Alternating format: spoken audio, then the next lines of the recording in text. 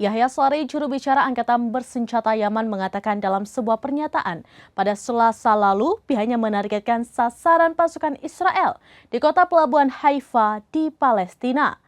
Pasukan Yaman berkolaborasi dengan pasukan perlawanan Islam di Irak melaksanakan operasi tersebut dan berhasil mencapai tujuannya. Ia menambahkan tentaranya akan melanjutkan operasi semacam itu sampai rezim Israel mengakhiri genosida terhadap warga Palestina. Saree sebelumnya menerangkan kepada Israel dan para pendukungnya tidak ada batasan bagi rakyat Yaman untuk memerangi Israel seperti yang dikutip dari MEHR.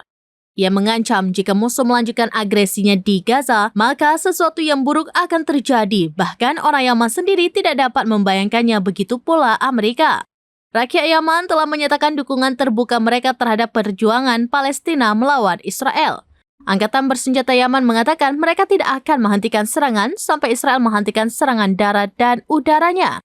Pemimpin gerakan perlawanan Ansarullah Abdul Malik Al-Houthi pun menyinggung nama Amerika. Ia merasa terhormat dan menjadi berkah besar untuk dapat berhadapan langsung dengan Amerika.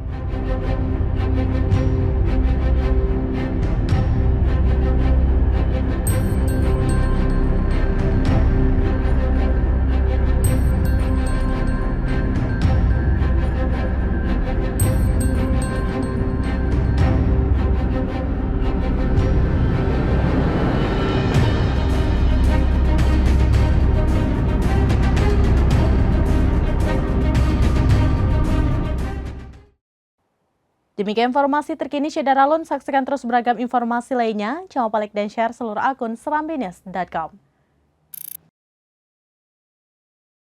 Download Tribun X sekarang. Menghadirkan lokal menjadi Indonesia.